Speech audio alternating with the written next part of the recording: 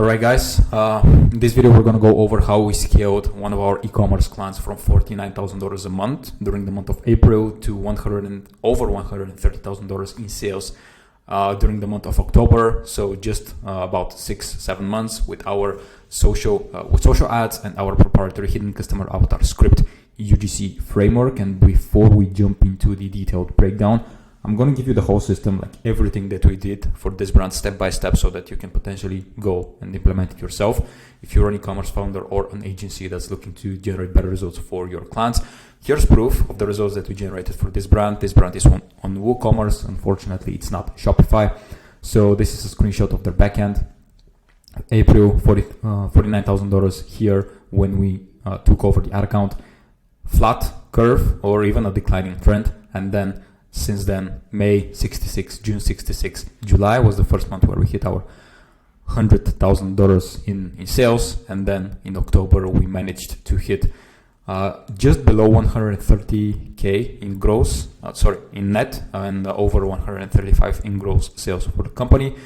So a lot of people are saying that social ads are dead, which is it's just nonsense, because it has been harder to generate good results in the past 2 years, basically since the iOS 14.5 update.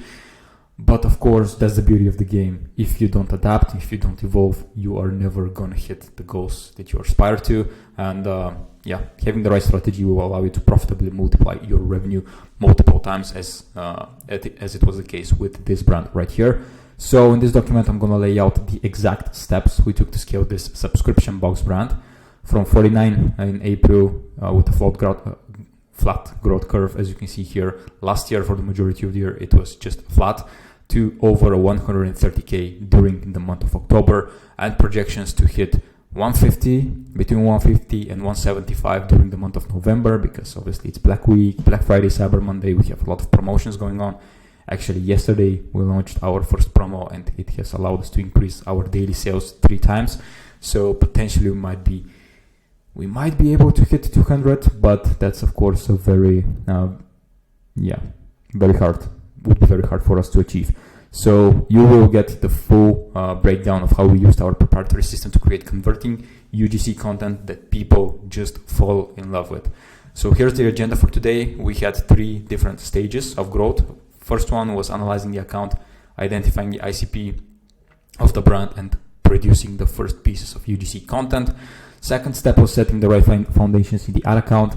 Rapid growth was stage 3, and then stage 4 was where we uncovered that whitelisting ads could transform the results for this client. And of course, we launched a limited time offer, which was our advent calendar. So let's jump right into it. Stage 1, analyzing the account and identifying the ICP, plus creating the first pieces of content. So whenever we start working with a business, we ask them to fill out a detailed questionnaire that should help us understand better their ICP and the ICP of the brand. And here I'm going to show you the exact questions that we ask the brand to answer when they get onboarded. So we ask them for a name to their ideal customers, just trying to understand more about them. How do they like to be spoken to? What do they love? What are their biggest fears, etc., etc. And then we use this information to do our UGC scripts. Here are more questions. What brands do they follow? What makes them buy? What makes them not buy? Pretty much everything. And I would highly recommend you do this, like stop this video or just watch the video till the end and then go back and fill out those questions for your brand or for your customers if you're an agency, because this would help you craft a better strategy to target, of course, their ICP, so the people that are going to buy. The funny thing is that this is what we received from the brand owner as a response for one of our questions. So tell us more about him, her. She responded that her ideal customer is between 30 or in her 30s or 40s, and she's a stay-at-home mother or works part-time, very creative but very organized and likes to plan. The funny thing is that she mentioned that her age range, the age range of her ICP is 30 to 40. Guess what? It wasn't. It had nothing to do with the reality, because one of the first things that we did is a quick analysis of the ad account on Facebook to try and learn more about their ICP. And it turned out that the majority of the spend and the majority of the purchasers were actually women aged 45 plus. As you can see here, 45 to 54, we had the most amount of customers, so 268 purchases. 55 to 64, following very closely behind, so 239, and then 65 plus, which was actually quite surprising, 180 purchases, comparable to the amount of purchases that we were getting from people between the ages of 35 and 44. So if we hadn't done this analysis, our strategy would have completely failed and we wouldn't have generated the results that we were able to generate for this brand. So turned out that even the brand owner did not know who her ICP was, which is actually quite common in the e-commerce space. We have been working with a lot of brands that give us just the wrong information, and our findings prove to be completely different compared to what they have given us when we onboarded them. So once again, I highly recommend you not only fill out these questions right here, but go inside of your ad account and see where Facebook is spending your money. So we then proceeded with the next step of our hidden customer avatar script. And it's called hidden customer avatar script because we are able to uncover avatars of people that are likely to buy the product that you're selling, but are typically disregarded or not targeted by the brands we work with because they just simply don't know that these people are buyers of their products. So we developed 3 different avatars of people that had very high likelihood of buying the product.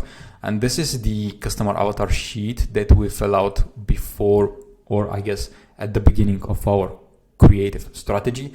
And we have added a lot of questions that needed to be filled out right here, but this was what we used initially. So the name, of course, we gave a name to the person that you are targeting, the age, the gender, of course, the education, occupation, and try to describe the avatar in as much detail as we can, just using our learnings. So you can, of course, read this through, but these were 3 completely different avatars that, of course, needed to be spoken to in completely different ways, using completely different UGC strategies. What do they want? What do they need? What do they not want? What are the pain points that they have? So this was the first step of our hidden customer avatar script, just uncovering the avatar or the avatars that we wanted to target. The main purpose of this research was to inform our decision on what messaging our creatives should contain. After we've done the research, we then moved to writing the scripts for the UGC pieces and then, of course, into production. So this is one of our first scripts. That's what it looked like. We decided to use a viral hook at the time, which was what I ordered versus what I got. I'm not sure if you're familiar with this, but that was quite popular during the beginning to mid 2023. So this is the template that we use to write our scripts. We have the clip, basically a hook, shot 2, shot 3, shot 4, and then we build everything into building blocks. That's an explanation of the scene. Our creative strategist wanted to split this hook, I guess, into 2 parts. Part 1, creator, have a laptop on the surface in front of you. You can read this through. That's the script. That's basically what the content creator needs to say in this hook or like this part of the ad. Location, good light, good aesthetic, clear shot. Doesn't really matter what's the exact location. If it's the bathroom, if it's the bedroom, if it's the living room. It just needed to have these characteristics. And then inspiration, we have included some inspirations for the content creator to look at so that we can get her to shoot the type of content that we want her to shoot. So this was part of the script that we filmed. And knowing the type of audience we were after, we hired content creators that were aged 50 plus so that our ICP can resonate with the person who they are going to see in the ad. It's pretty important. Your content creators need to be exact representation of your ideal customers. Otherwise the ad is just not going to resonate. This is how the final version of one of our first UGC pieces looked like. So as I said, what I ordered versus what I got, this was basically the concept that we wanted to get. So a hook, then product arriving at the door, talking head, and just describing more about the product. Another interesting thing we found in the ad account. So that was it for the content creation side of things. As you can see, product demonstration, arriving at the door and talking about the benefits of the product. We pivoted the strategy quite a bit since then, but this was the first of the ads, I guess, that did extremely well for us. Another interesting thing we found out in the ad account was that the Facebook pixel was installed incorrectly. So that was quite funny. It was installed twice on the website, so every purchase that came through the ads was counted twice. That meant that the return on ad spend was wrong, and it was double what it was in reality. So we tried different ways to fix this problem. We tried getting help from the developer of the brand, but because the website was on WooCommerce, it was pretty difficult for him to fix this problem. So we decided to just divide our return on ad spend by 2 every time we analyze the performance, which is not ideal, definitely not recommended to you. But if your developer has no idea how to fix the problem, then you have to improvise and make sure you work with what you've got. So the funniest thing of all is that the brand owner was working with her previous agency for more than 1 year, and they never actually found out about that. And I remember initially, as I spoke to the brand owner, she mentioned, last year, 2022, we did phenomenally well. We did a 10x return on ad spend. And then it turned out that this 10x was not the real return on ad spend that they were getting, because it was just wrong. So that was the first step, identifying the ICP and producing the first pieces of ad creatives. Second step, which is extremely important, is setting the right foundations. The month of May could be called our foundational month, and this was the first full month of work on the account. And the most important thing we did here is identify the winning offer and creating, of course, a separate campaign for it inside of the ad account. The winning offer was our subscription box, which is, of course, the main offer of the business. The good thing about it is that it had a huge lifetime value of the customers with over 12 months. People were staying with the brand for more than 12 months. So it was a no-brainer decision for us to start focusing on it, because obviously we tried to acquire customers profitably on the first purchase, but then we knew that everything else for the rest of the lifetime value is just profit generated for the business, of course, minus the costs. So we asked the client to fill out our profitability sheet, and this is something that I encourage you to recreate for your business so that you can calculate the profit margins at different return on ad spend levels. So the numbers below are hidden because that's sensitive information for the business. This is a template that I got somewhere online, probably in one of the first courses that I took on media buying specifically. That was a long time ago, and this was the template that they give to the people that bought the course. So you fill out the AOV, and then the rest of it is just calculated automatically. You fill out the credit card fees, merchant processing fees, shipping costs, fulfillment cost per unit, product cost, etc., etc. The numbers here are automatically populated right here, and then the rest of it is just calculated.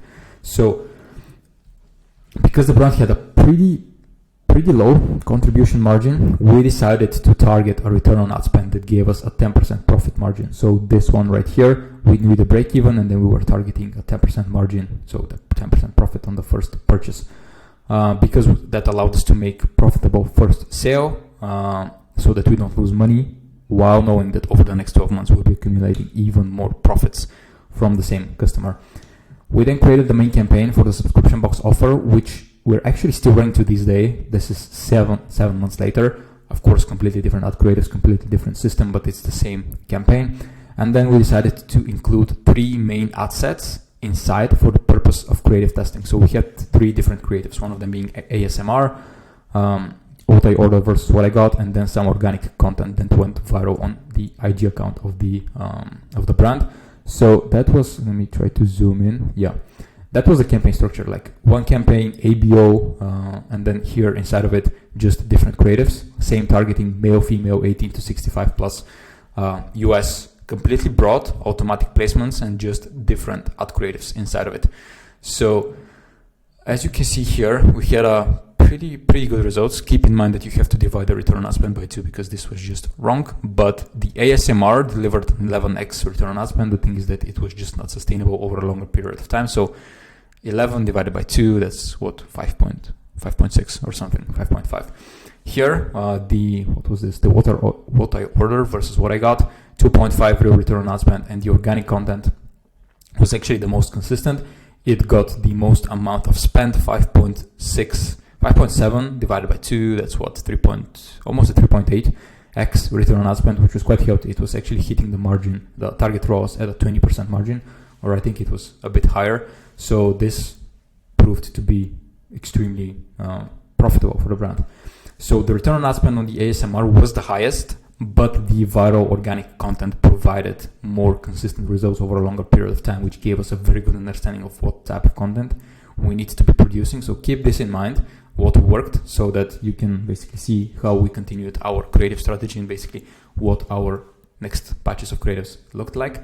So unboxing videos worked extremely well. This was one of the top performance. It got 2K likes or engagement, 70 comments, 200 shares. It was actually, I think we're still running it to this day, and it's doing extremely well. So apparently it showed us that our audience is interested in seeing what the products are going to look like when they arrive at the door and how the whole unboxing experience looked like.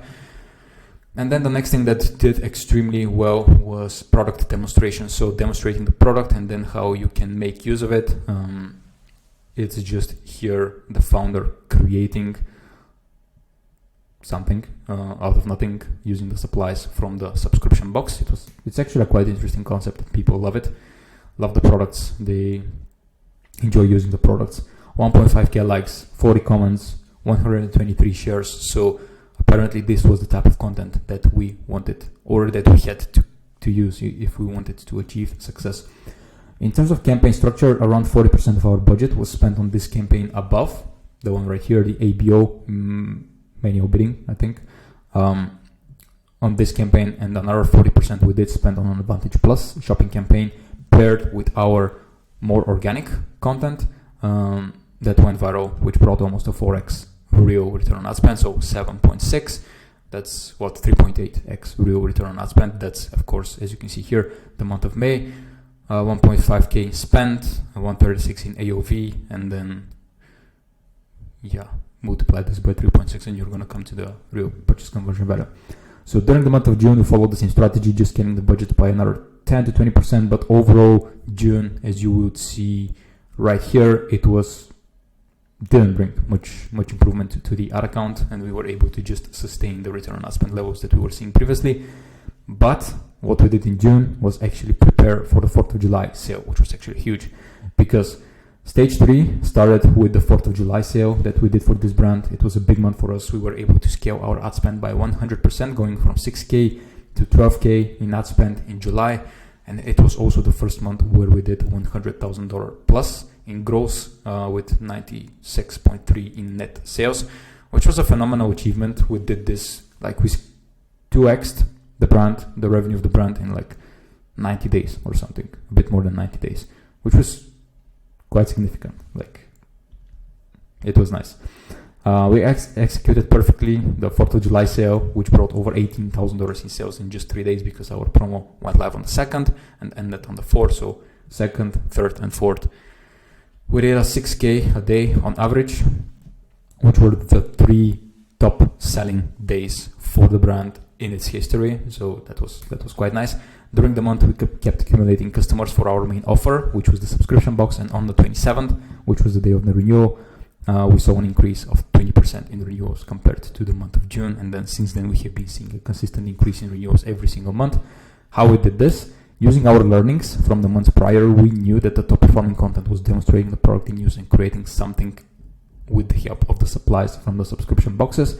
So this was one of the best winning concepts that we had in the ad account. It's a 60-second ad, just using a relevant hook, scrapbook page. This was something that was a popular buzzword within the paper crafting community, and this is basically how it looked like, showing the product and then showing what we could create using the product. Once again, pretty interesting concept. Very high average watch time. I think the average watch time on this was like 12 to 15 seconds, which was pretty solid. And you would notice that it's not your typical UGC framework of your favorite UGC guru. Hook, problem, solution, benefits, features, call to action is just like a video of us creating something and having a relevant hook. It consists of a hook that uses a popular buzzword, scrapbook, and then the video proceeds with just showing how we create a page using the supplies from your monthly subscription box. So you shouldn't always listen to your favorite UGC ad gurus, because sometimes what works for you is not what works for them. So you have to keep this in mind when you try to copy somebody. Having a relevant hook allowed us to see a hook rate of almost 45%, as you can see right here.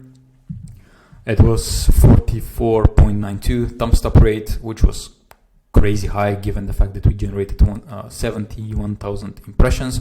So 45% of those 71,000 people actually watched our ad for 3 seconds of its duration, and then another 35% proceeded to watch the ad for at least another 15 seconds of its duration, which was incredible. So this goes back to the saying that if you have attention, if you have the attention of people, you can make a lot of money, and that's what we try to achieve, having a relevant content creator with a relevant hook and then high average watch time. So pretty successful. This ad in particular had a 4x real return on ad spend, which helped a lot when acquiring new customers profitably and contributed to the 20% increase in the subscription renewals. So these are just some of the metrics that you need to consider when you create your creative strategy for your brand. The thumbs up rate is extremely high, in my opinion, because once again, if you have the attention of people, it's way easier for you to sell to those people. Stage 4 is when we uncovered whitelisting ads and we launched our limited time product, which was the advent calendar. So the months of August and September proved to be a bit harder than what we expected. We didn't see any growth actually in July, August. We didn't generate as much as we generated in July, which was, a bit disappointing, but the good thing is that it was not a huge difference. Wait a second. So August, September proved to be a bit harder than we wanted.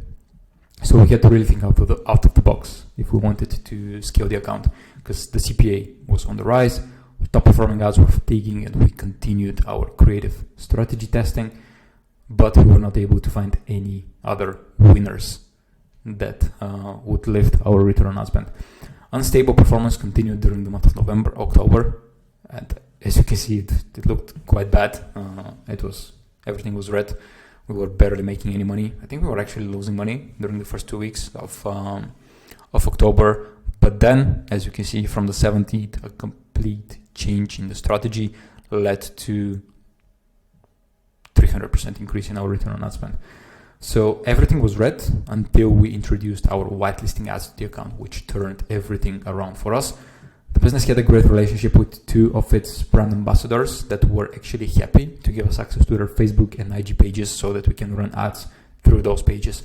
If you don't know how to do this, pause the video and then have a look at these 7 steps that you need to follow in order to get access to the Facebook and IG account of your brand ambassador, your favorite influencer that's promoting your product on social media.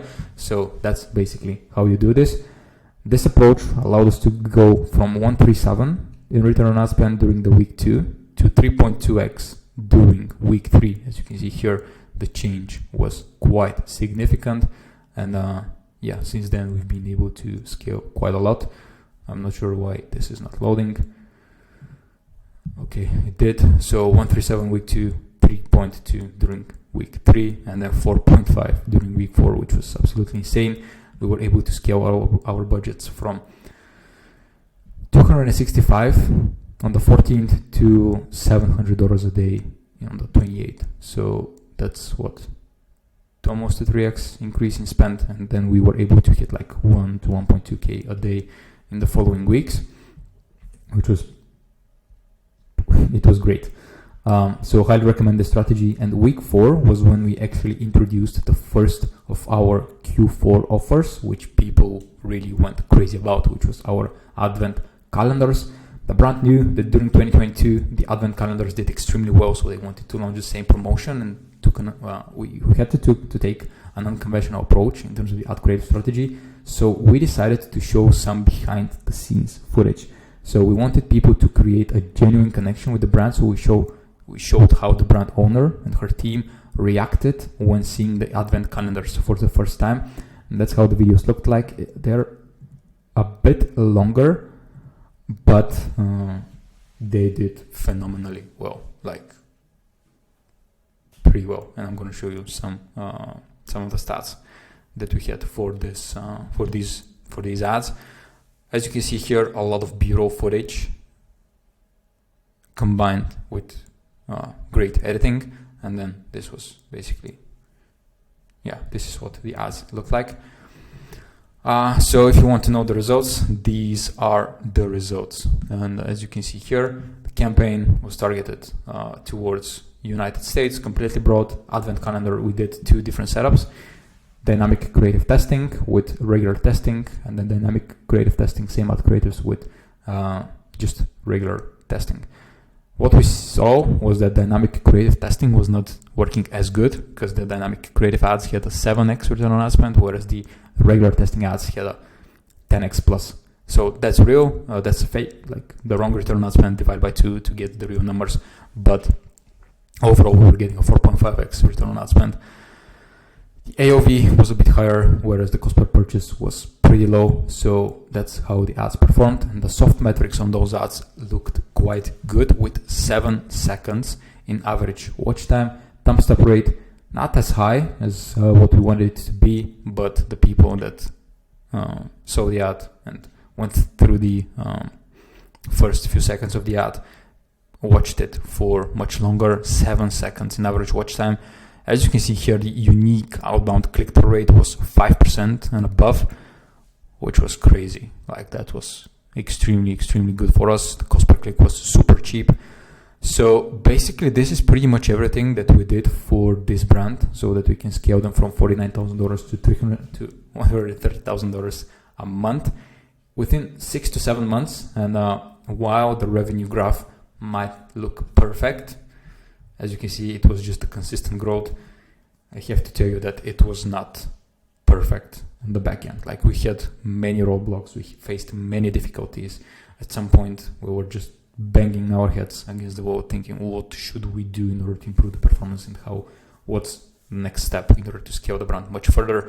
But overall, as I said, if you're not creative in the current landscape after the iOS 14.5, if you don't focus on creative testing, if you don't focus on strategies and thinking out of the box, it would be very hard for you to scale your business. So definitely make sure to at least implement the first two steps, the first 2 stages of the what I presented right here: setting the right foundations in the ad account, understanding your numbers, and then understanding who is your ideal customers.